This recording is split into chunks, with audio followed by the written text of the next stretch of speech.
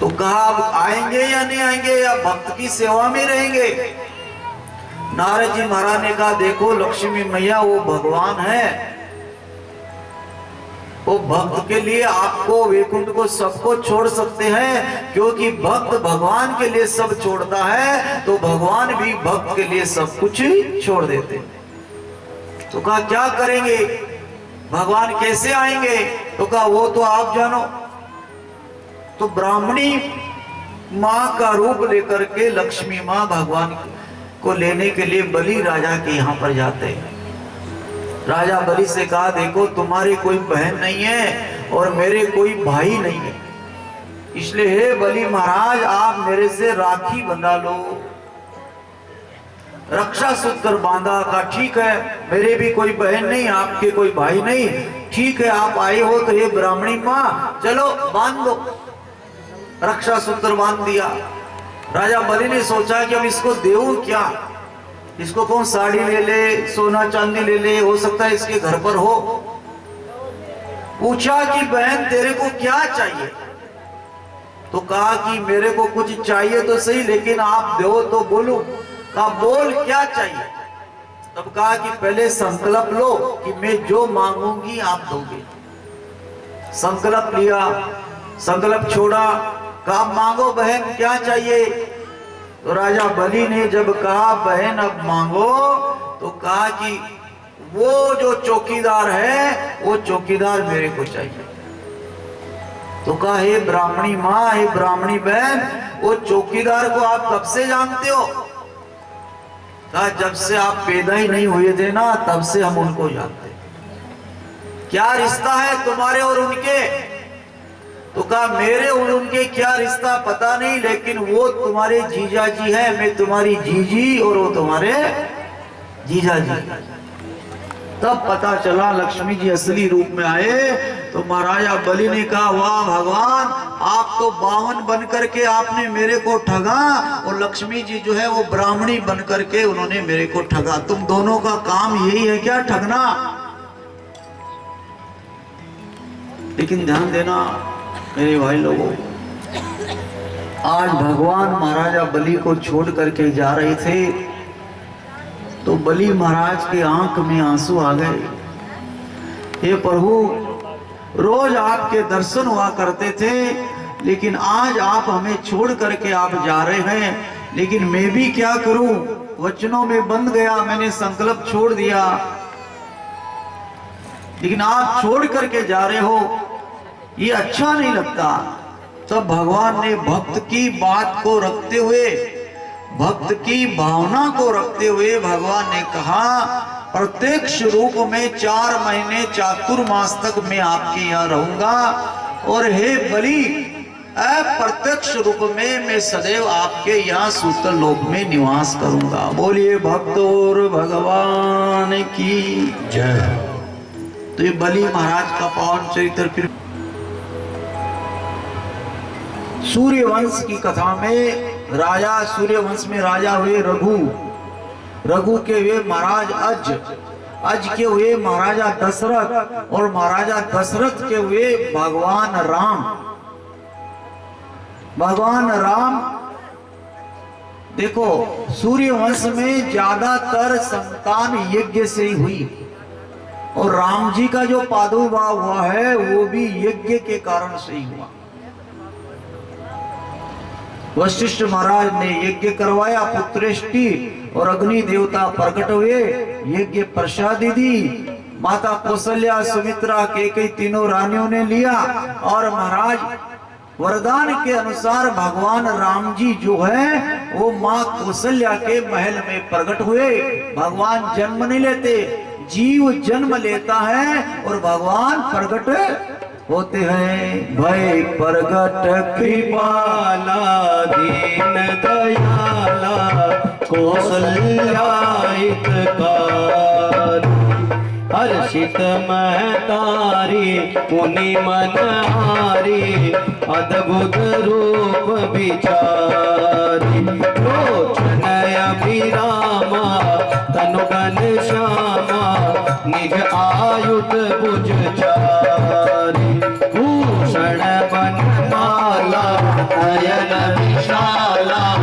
शोभा सिंधु भरारी आई पूरी कर जोरी स्तुति तोरी कई विधि करो आया गुण ज्ञाना तीत अमाना वेद पुराण बनता करुणा सुख सागर सब सुख आगर जय गावै तुझ सत्ता सो ममित लागे जन अनुरागी गए गए श्रीकांता ब्रह्मांड निकाया निर्मित माया रोम रोम प्रतिवेद नम सूरबासी ये उपहासी सुनत धीर मति धीर नरई उपजा जब ज्ञाना रहो मुस्काना करे बहुत विधि की न चले वही कथा सुजाई बात बुझाई जय प्रकार सुख प्रेम लई आधा मुनि बोली सोमति बोली तजाऊ तात ये रूपा ये सुनीला अति प्रयशीला ये सुख परम अनुपा मुनि भजन सुजाता रोदन दाना होए बालक सुरभूपा ये चरित जगावई हरि पद पावई न करई भवतोपा प्रगट कृपाला दीन दयाला कौसल्याय दाति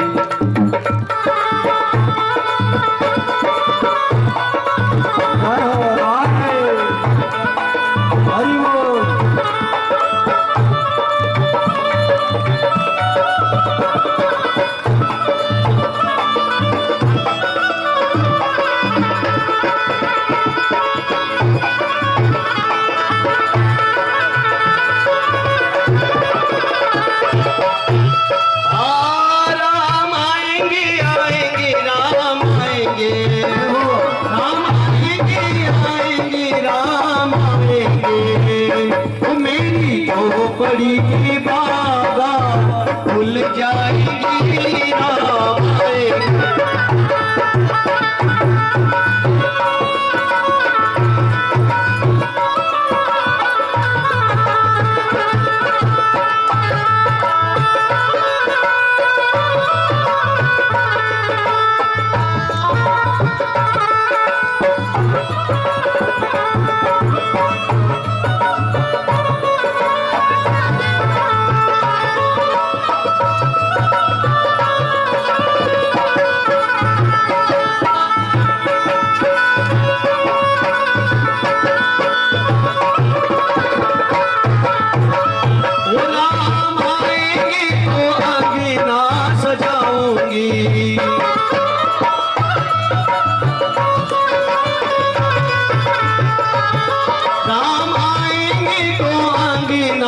सजाऊंगी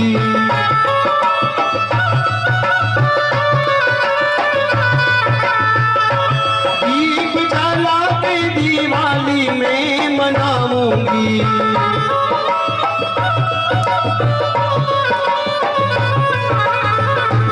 मेरे जन्मों के सारे पाप मिट जाएंगे राम आएंगे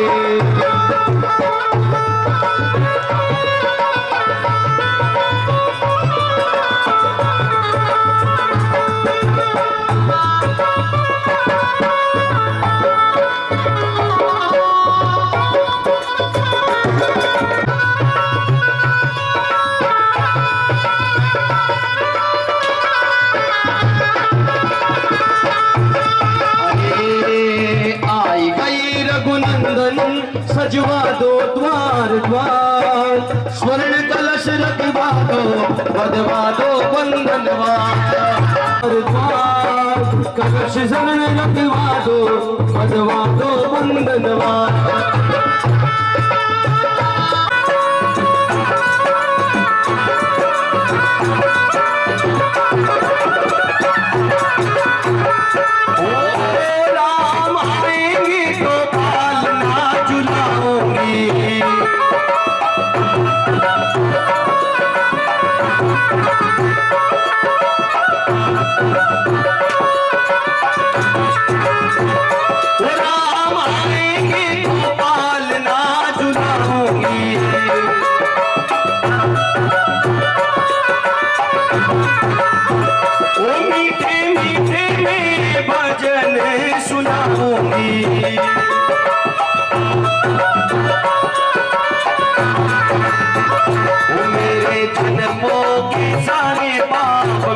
गाएंगी राम आएंगे। अरे बाजी बधैया बाजे बधैया,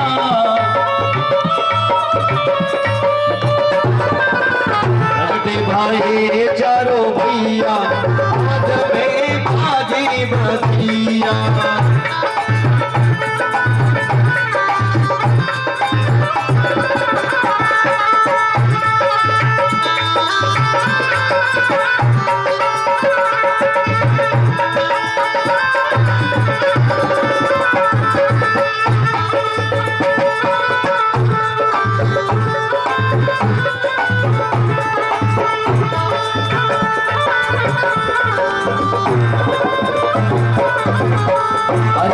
जगमगी जगमगी दिया जलत है,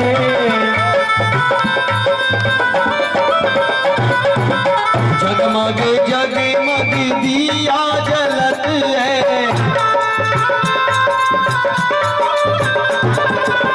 झिलमिल होत अटरैया अवध में बाजी बधिया। लगते भये चारों भैया अवध में बाजी बधिया।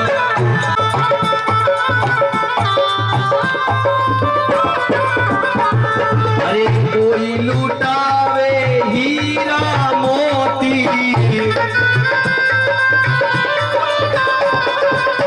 बोले लुटावे रुपैया अवध में बाजी बधिया। लगते भये चारों भैया अवध में बाजी बधिया।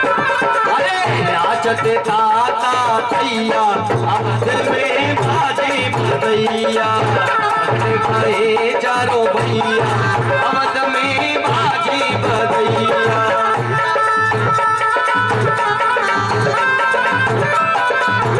सभी लोग हाथ बढ़ाते हुए ताली बजाते। प्रगटे भये चारों भैया अवध में बाजी बधैया।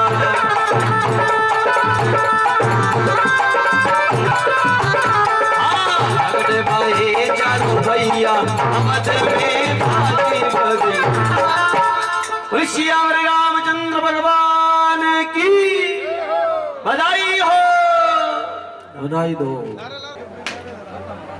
माँ कौशल्या जी के यहाँ पर भगवान राम जी का प्रादुर्भाव, माँ कैकेयी जी के यहाँ पर भरत जी का प्रादुर्भाव और माँ सुमित्रा जी के यहाँ पर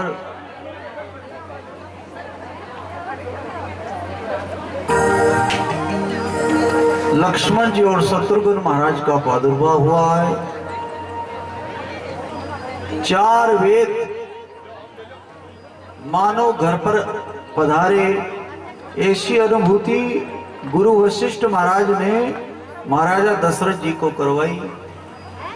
भगवान बड़े हुए, गुरुकुल में पधारे, अल्पकाल विद्या सब पाई, गुरु गृह गए पढ़न रघुराई। थोड़े ही समय में भगवान ने पूरी विद्या ग्रहण कर ली। फिर राम जी का विवाह हुआ मां जानकी जी के साथ, भरत जी का विवाह हुआ मांडवी जी के साथ, लक्ष्मण जी महाराज का विवाह हुआ उर्मिला जी के साथ और शत्रुघ्न महाराज का विवाह सुरती कीर्ति जी के साथ। चारों भाई विवाह करके घर पर पधारे हैं और चारों भाई जब विवाह करके घर पर पधारे तो चारों तरफ आनंद ही आनंद, सुख की बारिश हो रही है।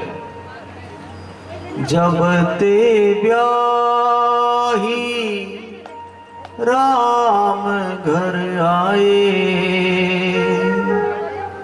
नित नव मंगल मोद बधाए।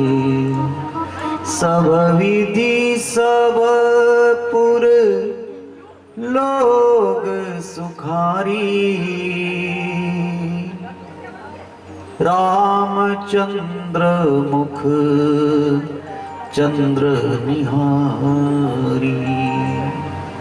गोस्वामी तुलसीदास जी महाराज ने लिखा, जब से भगवान विवाह करके आए हैं तब से महाराज अयोध्या में सुख की बारिश हो रही है, मतलब सुख ही सुख बरस रहा है। क्यों? रामचंद्र मुख चंद्र निहारी, भगवान के मुखार विंद को देख देख करके सब लोग राजी हो रहे हैं, प्रसन्न हो रहे हैं। तो किसी ने कहा महाराज बारिश ही बारिश होती रहे तो बारिश तो ज्यादा अच्छी नहीं है, और अयोध्या में तो सुख की बारिश हो रही है, बारिश ही बारिश होती रहे तो क्या हो?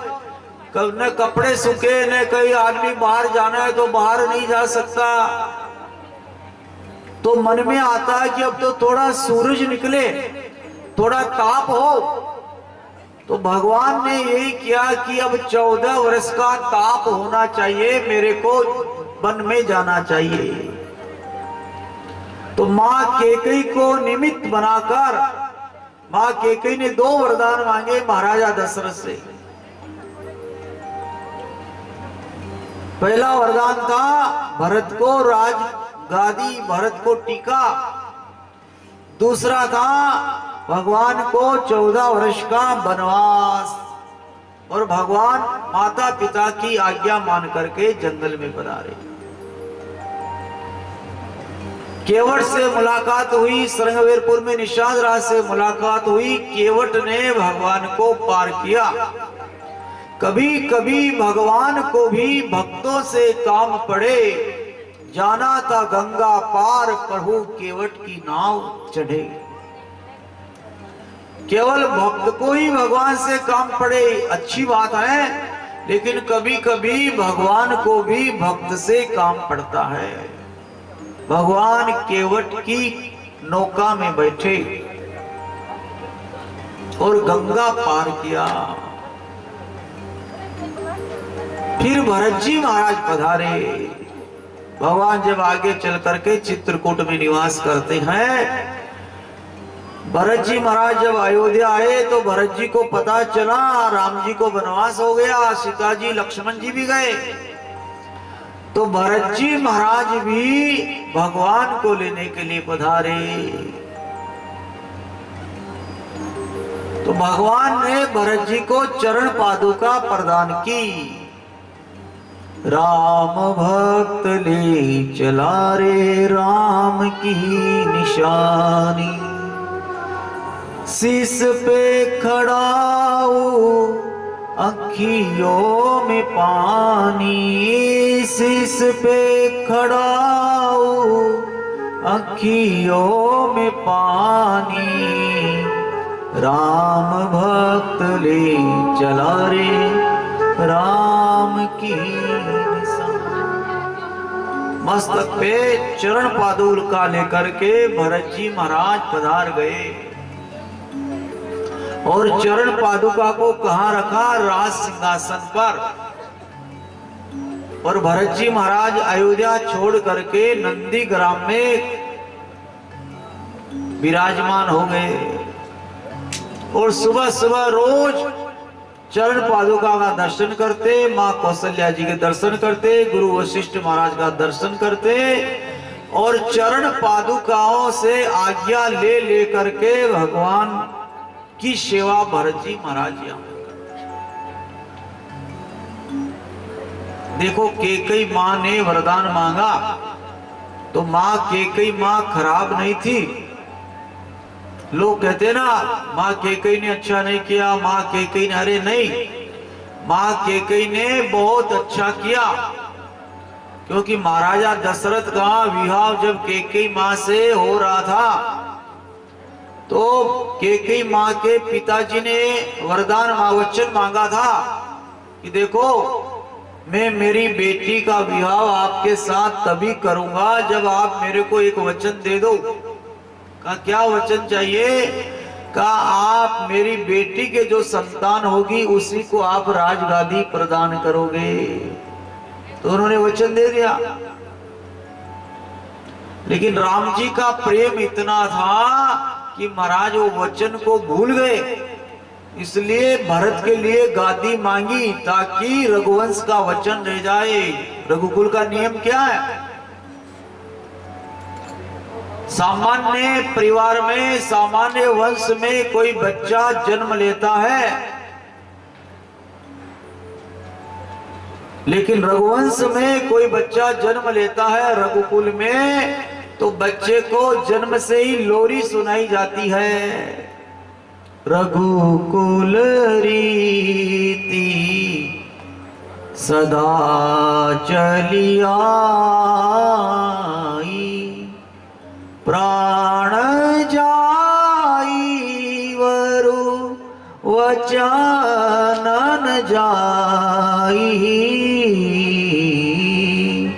रघुकुल रीति सदा चली आई।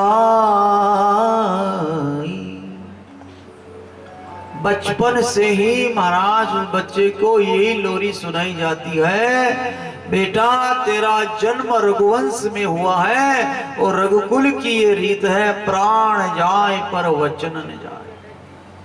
अपने वचनों पर, अपने वचनों पे कायम रहना, भले ही प्राण गंवाने पड़े गंवा देना, लेकिन अपने वचनों से मत हटना, बदलना मत। तो रघुवंश का वचन निभ जाए, इसलिए मां कैकेयी ने भरत जी के लिए राज सत्ता मांगी। और भगवान के लिए वनवास क्यों मांगा?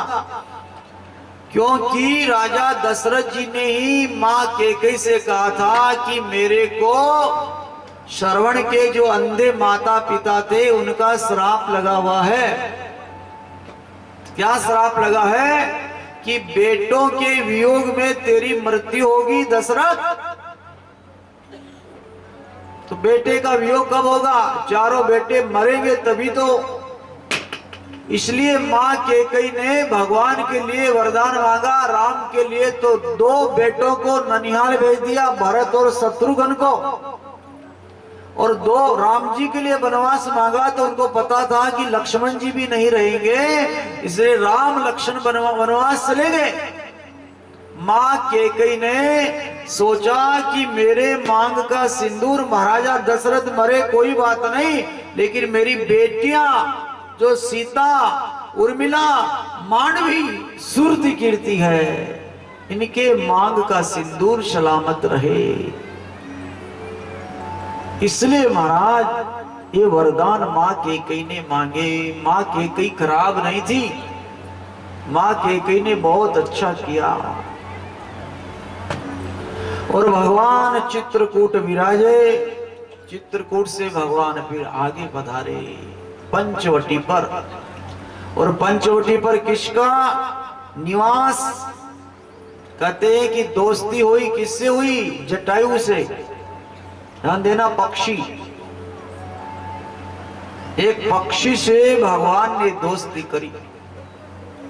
कई लोग कहते ना आजकल भलाई नहीं करना चाहिए, भलाई का जमाना नहीं, भलाई का जमाना नहीं। अरे आप भलाई करोगे तो भगवान आपको याद करेंगे। जटायु ने अपने पंख कटाए, रघुवंश की एक अबला के लिए, सीता जी के लिए पंख कटा लिए। और जटायु के जब पंख कटे तो महाराज धड़ाम से वो नीचे गिरे। तो महाराज जटायु को पूछा कि तुम्हारे तो पंख कट गए, अब तुम भगवान का दर्शन करने कैसे जाओगे? उन्होंने कहा जब मेरे पंख थे तो मैं उड़ करके भगवान के पास जाता था दर्शन करने, अब पंख नहीं है तो परमात्मा मेरे को दर्शन देने के लिए मेरे पास पधारेंगे। इसको कहते हैं हर परिस्थिति में भगवान की कृपा मानना। पंख थे तो भी भगवान की कृपा, अब पंख कट गए हैं तो भी भगवान की कृपा। और हुआ ऐसा ही, सीता जी की खोज में महाराज राम जी ढूंढते ढूंढते जटायु के पास पहुंच गए।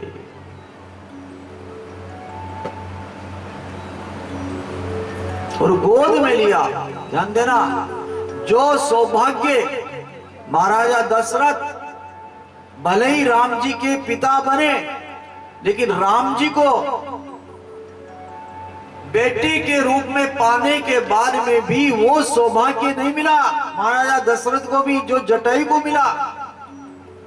महाराजा दशरथ जी का अंतिम संस्कार भरत जी ने किया और जटायु का अंतिम संस्कार साक्षात भगवान राम जी ने अपने हाथों से किया।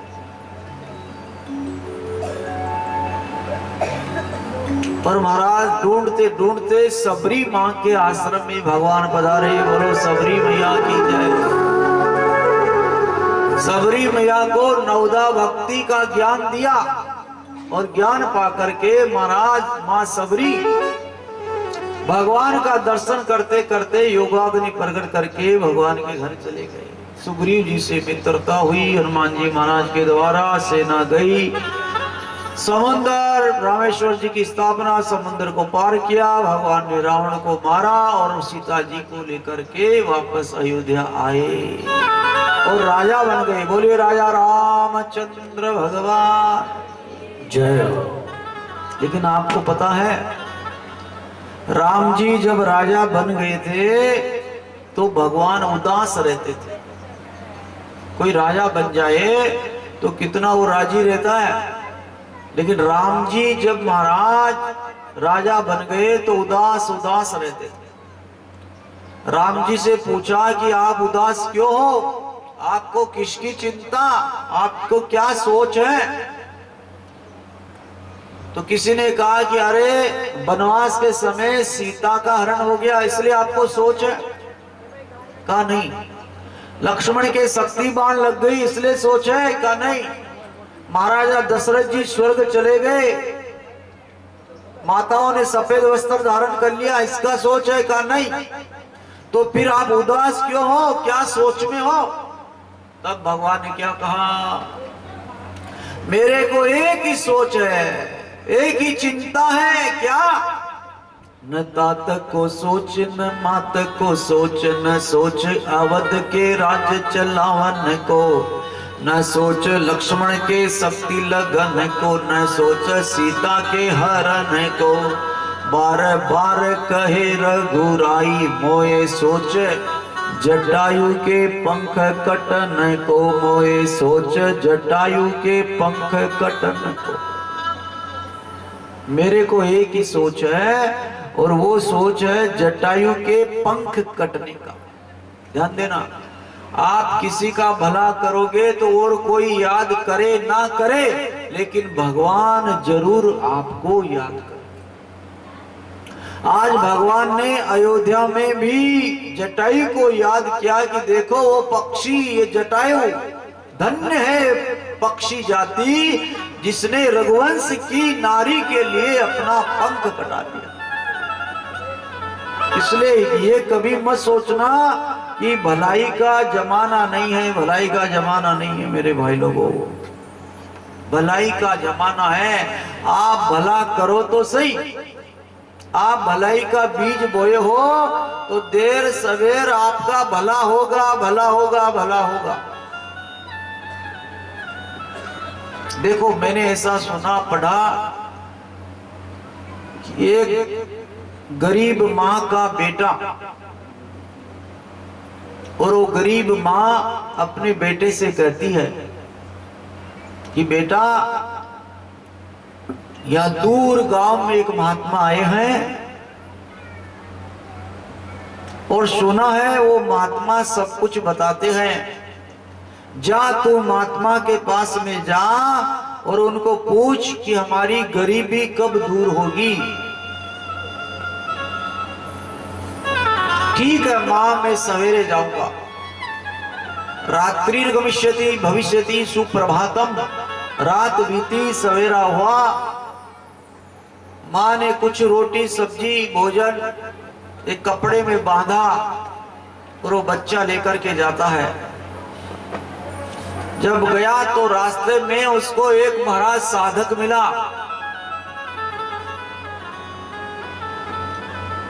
साधक ने पूछा कहां जा रहे हो? कहा पास में महात्मा है, वो सब कुछ बताते, तो पूछ के आ रहा हूं कि हमारी गरीबी कब दूर होगी। तो कहा मेरे लिए भी एक बात पूछ लेना। क्या? कि मैं भगवान का ध्यान करता हूं तो भगवान में ध्यान नहीं लगता, दूसरी जगह ध्यान चला जाता है। कहा ठीक है पूछ ले। फिर आगे बढ़ा, एक बरामदे में विश्राम कर रहा था तो महाराज दरवाजा खुला, एक महिला आई और महिला ने पूछा कौन हो? कहा मैं राहगीर हूं, पथिक हूं। कहाँ जा रहे हो? कि महात्मा के पास। तो उन्होंने कहा हमारी भी एक बात पूछ लेना। आपकी क्या बात है? कि हमारी एक लड़की है, वो गूंगी है, बोलती नहीं है, इसका विवाह किसके साथ होगा? कहा ठीक है।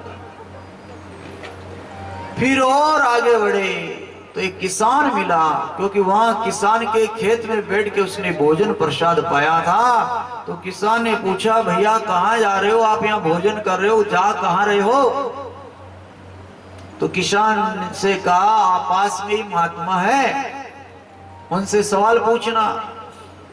तो कहा हमारा भी एक सवाल है, पूछ लेना। क्या सवाल है? कि पूरे खेत में फसल होती है, लेकिन यहाँ कुछ जगह है यहाँ बीज भी डालते हैं लेकिन फसल नहीं होती। हमारे बाप दादा भी यहाँ फसल डालते थे, बीज डालते थे, लेकिन फसल नहीं होती। हो रहा मेरे समय में भी नहीं हो रही। तो क्या बात? तो कहा ठीक है पूछ लेंगे। अब महात्मा के पास गए तो बहुत भीड़ लगी हुई थी, और वहां जाके पता चला कि महात्मा तो 3 सवाल का ही जवाब देते हैं, 3 से ज्यादा सवाल का वो जवाब नहीं देते। और सवाल कितने हो गए? उस साधक का, उस महिला का, किसान का और एक खुद का, 4 सवाल। और महात्मा समाधान केवल 3 का ही देते हैं, जवाब केवल 3 का ही। तो उसने सोचा अब क्या करें, लेकिन वो भला करने वाला आदमी था। लोग कहते नहीं भलाई का जमाना नहीं, भला करते तो बुरा होता नहीं मेरे भाई। उसने भला सोचा कि चलो अपना सवाल तो बाद में पूछेंगे, पहले उन तीनों का सवाल पूछ ले ताकि उनको समस्या का समाधान मिल जाए। कहा ठीक है। अब क्या करें? वो 3 का सवाल लेकर के आ गया और अपना सवाल नहीं पूछा। किसान मिला, किसान ने कहा कि क्या मेरे सवाल का जवाब मिला, ये फसल क्यों नहीं होती? तो कहा कि महात्मा ने कहा इस जमीन के नीचे चांदी के चरू है, उसमें सोने की मोहरे है, इसको खोदो। अब खोदा तो महाराज वो निकले, इसलिए बीज अंकुरित नहीं होता था। अच्छा, तो उसने कहा ये 4 चरू निकले हैं तो भैया 1 चरू तुम ले जाओ, हमको तो पता ही नहीं था। महिला के यहाँ गया तो महिला ने पूछा कि जवाब मिला? कहा कि हाँ जवाब मिला कि आपकी गूंगी जो लड़की है, उस गूंगी लड़की का कन्या का विवाह उसके साथ होगा, जिसको देखते ये बोल जाएगी उसके साथ होगा। ये आपस में बात कर रहे थे, इतने में गूंगी लड़की बोल गई ये कौन है, ये कौन है? तो उस महिला ने कहा इस लड़की को आप ही ले जाओ। आगे गया, साधक को पूछा कि भगवान का ध्यान करते हैं, ध्यान लगता नहीं है। तो साधक से कहा कि आप भगवान में ध्यान तो करते हो, लेकिन आपकी जो ये जटाएं हैं, बड़े बड़े बाल हैं, जटाओं में आपने एक मणि रख रखी है, तो ध्यान आपका मणि में जाता है। इस मणि को हटाओ आप। तो उसने कहा मणि को कहां फेंकू? तू समाधान लेके आया मेरे सवाल का जवाब, ये मणि तू ले जा। और वो घर पर आया महाराज और बाहर से आवाज लगाई माँ माँ माँ माँ। भीतर बैठी माँ ने कहा क्या हुआ? महात्मा मिले, हमारी गरीबी कब दूर होगी? महात्मा ने कोई सवाल का जवाब दिया कि गरीबी कब दूर होगी? तो कहा अंदर जाके कहा माँ गरीबी दूर हो गई। कहा कैसे? कहा ये चांदी का चरू, सोने की मोहरे और ये मणि और साथ में जो कन्या थी। पूछा ये कौन है? तो कहा माँ देख ये सोने का चरू, चांदी का चरू, सोने की मोहरे, ये मणि, ये कन्या, ये तेरे लिए रुकमणि, ये रुकमणि को भी समा। भला किया तो भला होगा, 100% है, क्योंकि ये प्रकृति है। या जैसा बीज बोओगे वैसा आपको फल मिलेगा ही मिलेगा। कभी ये सोच करके कि आजकल भलाई का जमाना नहीं, भला नहीं करना चाहिए, तो आप भलाई करने से वंचित हो जाओगे, फिर आपका भी कभी भला होने वाला नहीं है। क्योंकि आपने ये सोच करके हाथ पे हाथ दे करके आप बैठ गए कि भलाई का जमाना नहीं है। अरे भला करोगे तो भगवान भी याद करेंगे। जटायु को याद किया भगवान ने, क्यों किया? क्योंकि जटायु ने भला किया था। भले ही मेरे पंख कटे तो कट जाए, लेकिन एक बार रावण को तो मैं मूर्छित कर दूंगा, और मूर्छित कर दिया। इसलिए भलाई कभी भी नहीं छोड़ना। जब तक प्राण है, जब तक शरीर है, शरीर में प्राण है, तब तक मेरे भाई लोगों भला करते रहो, तो आपका और आपके परिवार का हमेशा भला होता। कर भला तो हो भला, और कर बुरा तो हो बुरा। तो यहां भगवान का पावन चरित्र राम जी का श्रवण करवाया, और इसके बाद दसम स्कंद में प्रवेश करते हैं, जहां पर भगवान कृष्ण का प्रादुर्भाव हुआ था। देखो, कृष्ण वंश जो है महाराज, इसको कहते चंद्र वंश।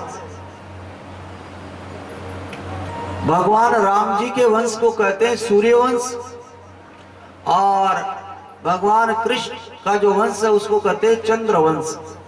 इस चंद्र वंश में जितने भी विवाह हुए वो करीब करीब या तो भगा करके ले गए, कुछ ही ऐसे विवाह हुए, पाणी ग्रहण संस्कार हुए जो प्रेम से हुए। महाराजा वसुदेव जी का साथ प्रेम से देवकी जी के साथ हुआ, और देवकी जी का चचेरा भाई था जिसका नाम था कंस। अब आप ध्यान देना, कोई आदमी दुष्ट प्रवृत्ति का है और वो प्रेम दिखा रहा है, तो उसका प्रेम ज्यादा दिन तक टिकने वाला नहीं होता। जब तक उसके जीवन में कोई दुख तकलीफ संकट नहीं आवे, तब तक मेरे भाई लोगों उसका प्रेम है। वरना दुष्ट आदमी का प्रेम ज्यादा दिन नहीं रहता। इसलिए भगवान से प्रार्थना करना, भगवान नरक में भेज देना, पर दुष्ट आदमी का साथ कभी भी मत देना।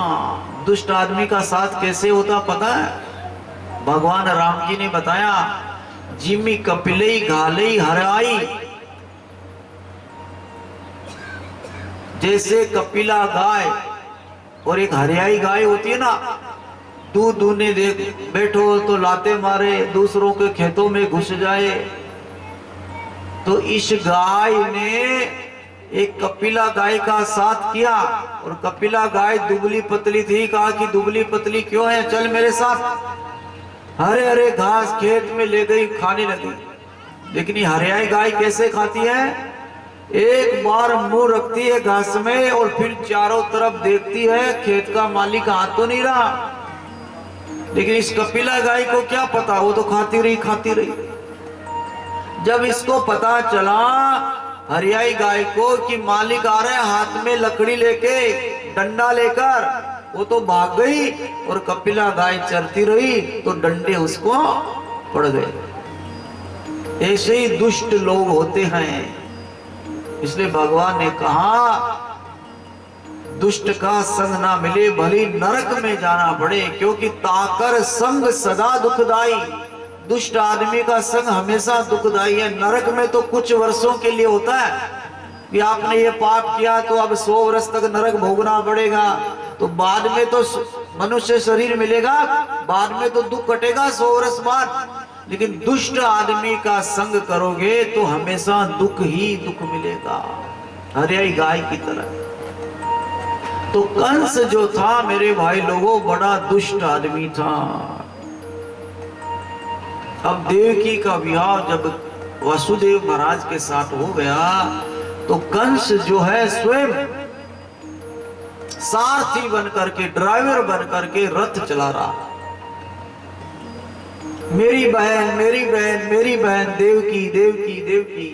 और जो ही आकाशवाणी हुई कि हे कंस, तेरी बहन का 8वां बेटा तेरी मौत है, तुरंत महाराज रथ रोका और इस दुष्ट आदमी ने अपनी दुष्टता प्रकट करते हुए केस खींच करके बाल खींचे, द्रौपदी को रथ से नीचे उतारा और नंगी तलवार महाराज यूं मारने लगा। तो सुदेव महाराज ने उनको रोका, अरे भैया रुको रुको रुको, कहा तुमने आकाशवाणी नहीं सुनी? कहा सुनी। देखो, जहां शक्ति काम नहीं करे वहां दिमाग से काम लेना चाहिए। वसुदेव महाराज को पता था कि ये कंस दुष्ट भी है और मेरे से ज्यादा शक्तिशाली भी है, अब क्या करना चाहिए? कहा बुद्धि से, दिमाग से काम लेना चाहिए। जैसे कई लोग कहते हैं ना कि अक्ल बड़ी या भैंस, भैंस बड़ी होती है या अक्ल बड़ी होती है? तो कहा कि अक्ल बड़ी होती है। तो कैसे? कहा कि अगर भैंस चली भी गई लेकिन अक्ल है तो 4 भैंसे अक्ल से और आ जाएगी, और अक्ल नहीं है तो 4 भैंसे भी चली जाएगी, इसलिए कहा कि अक्ल बड़ी होती है। तो दिमाग से वसुदेव महाराज ने यहां पर काम किया। कहा वे कंस, ये तेरी बहन है, भले तो इसको मार दे, मैं तो पहले से ही शादीशुदा हूं, मेरे तो और पत्नियां हैं, तेरी देवकी का विवाह तो अब हुआ है मेरे साथ, मैं तो पहले से शादीशुदा हूं, भले ही इसको तू मार दे, मेरे को इसकी जरूरत नहीं, लेकिन एक बात तो सोच। क्या बात? अगर तू इस नारी को मार देगा तो तेरी शक्ति में कलंक लग जाएगा, लोग कहेंगे कंस शक्तिशाली नहीं है, उसने एक अबला को मार दिया और अपनी बहन को मारा, वो कहेगा शक्तिशाली है। तो यहां से दिमाग से काम लिया तो काम हुआ। तो मैं क्या करूं? कहा कि हम आपको एक एक बच्चा देते रहेंगे। कहा ठीक है, छोड़ दिया।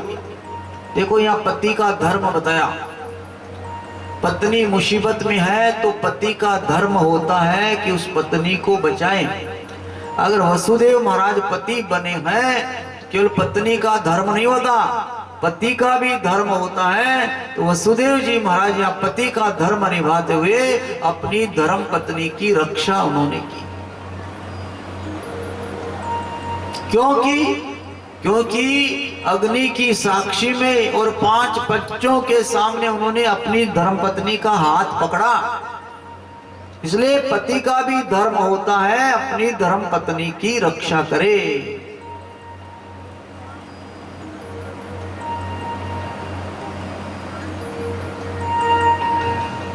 पहला बच्चा हुआ, कंस को ला करके दिया, लो महाराज ये पहला बच्चा।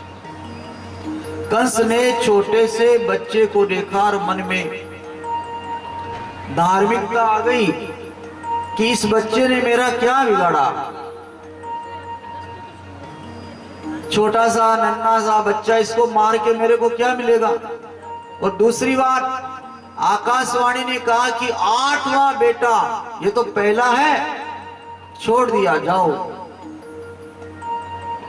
राम गुण गाते बीना बजाते हुए नारद जी महाराज पधारे। और नारद जी महाराज ने कंस से कहा कि अरे कंस क्या बात है, आकाशवाणी सही हो गई क्या? तो कहा महाराज आकाशवाणी तो सही होए न होए, लेकिन अभी तो पहला बच्चा हुआ है इसलिए मैंने उसको छोड़ दिया है। तो कहा रे कंस देख ये आकाशवाणी है, 8वां तेरा काल है, लेकिन कब कौन सा पहला 8वां हो जाए और 8वां पहला हो जाए, ये आकाशवाणी का कोई भरोसा नहीं है। पहला भी 8वां हो सकता है और 8वां भी पहला हो सकता है। तो कहा क्या करे महाराज, उसको मार दूं? अबे नारद जी महाराज ने कहा भाई ये मारने का काम मैं नहीं सौंपता किसी को, तेरी इच्छा वो तू कर।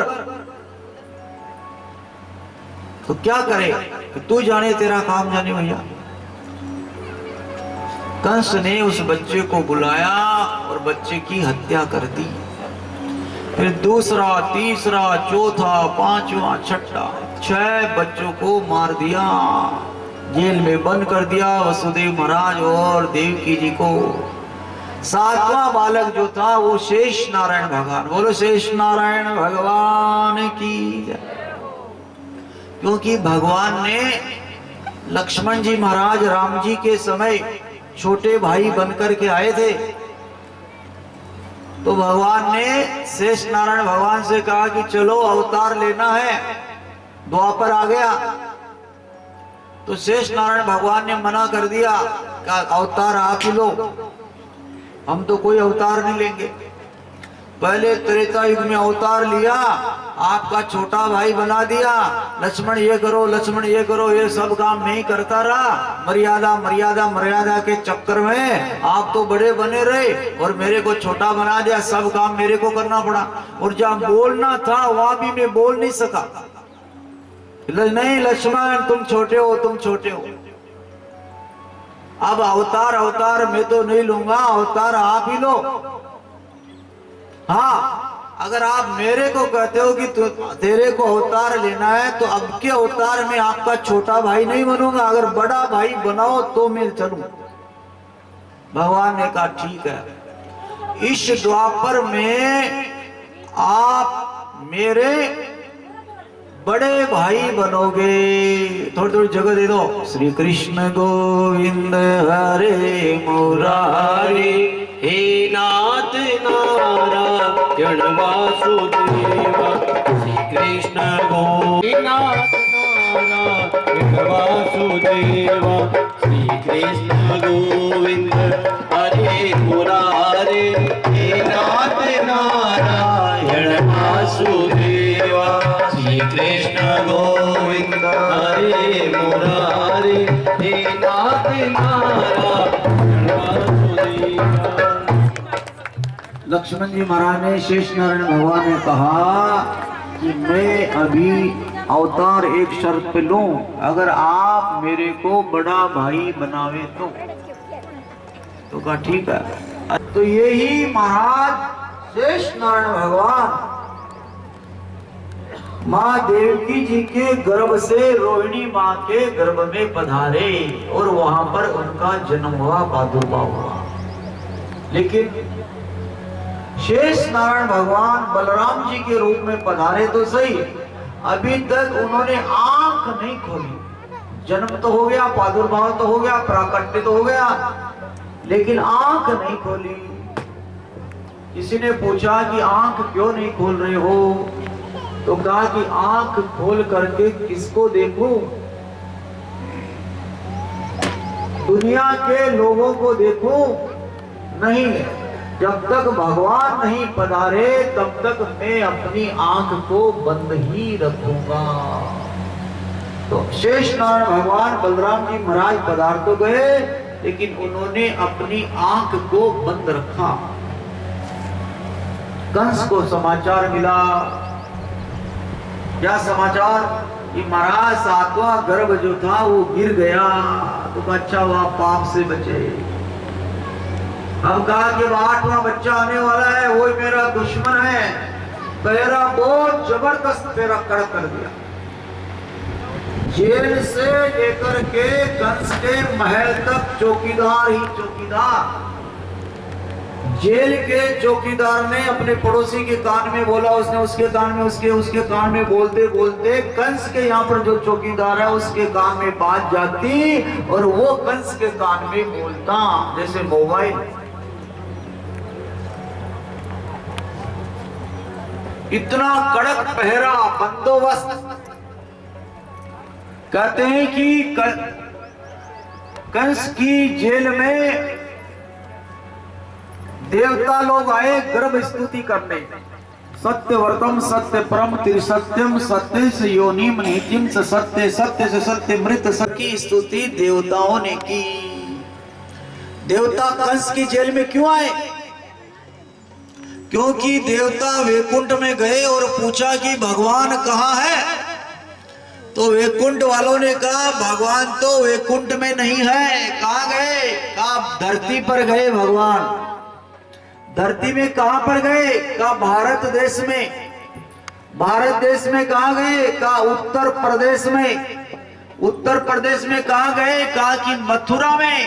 कहा मथुरा में कहां पर मिलेंगे? कि कंस की जेल में। मेरो मन पंक्षी भयो और उड़ के गयो आकाश, वो वैकुंठ सोना पड़ा और भगवान अपने भक्तों के पास। देवता लोग आए, गर्भ स्तुति की, और देव समाज जब चला गया तो चतुर्भुज रूप में कंस की जेल में भगवान पधारे। बोले चार भुजा नाथ की जय हो। और भगवान ने जब दर्शन दिए तब महाराज वसुदेव जी ने कहा क्या बात है,